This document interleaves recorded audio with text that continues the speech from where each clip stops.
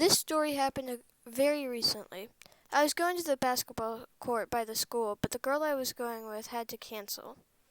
We had a big tournament coming up and I needed to practice. This was my first ever time being on a real team, so I really wanted to impress the coach. My house was in walking distance, so when I got home, I told my mom I was going to the basketball court. What I did not tell her is I was going by myself. She was strongly against that.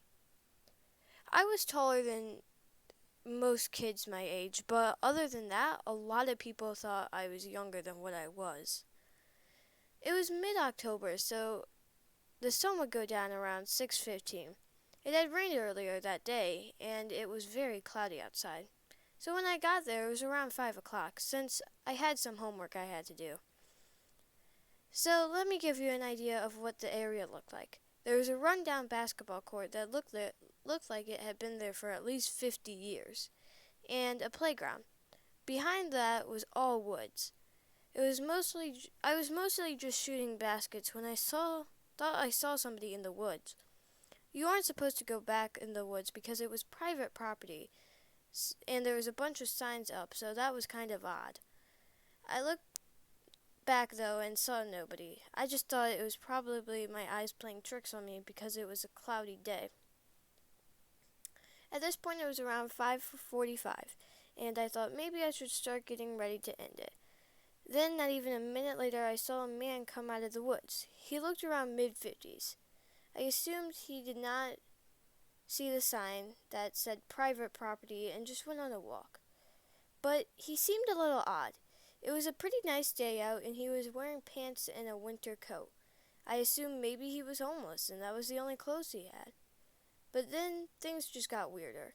He came over to the basketball court. He didn't say anything to me. He just stood there watching. I was definitely weirded out and kind of uncomfortable, but I was assuming maybe he played basketball as a kid and just wanted to remember it.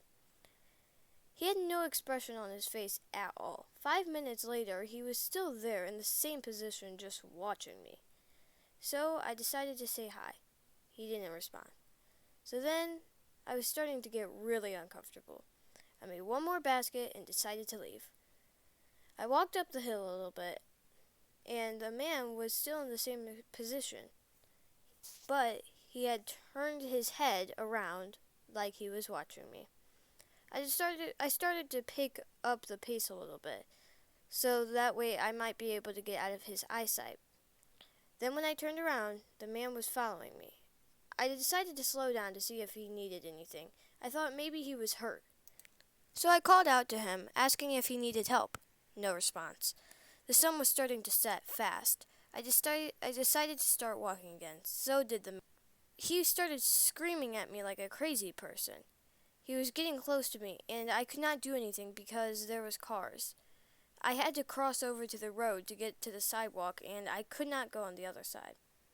He was over 20. He was probably only 20 feet away from me at this point. I didn't care anymore and I just ran. I got extremely lucky I did not get run over.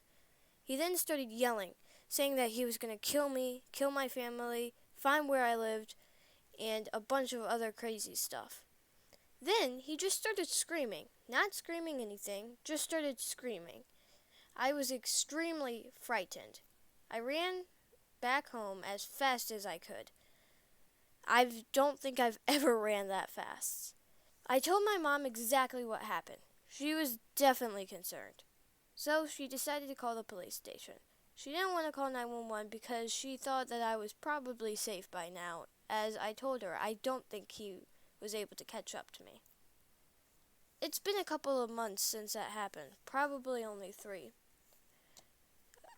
But I can tell you this, I've not been back to that court yet. I've just been going to the other, nicer one. It does kind of concern me because the police never told us if he was found or not. So if he wasn't, then that scares me.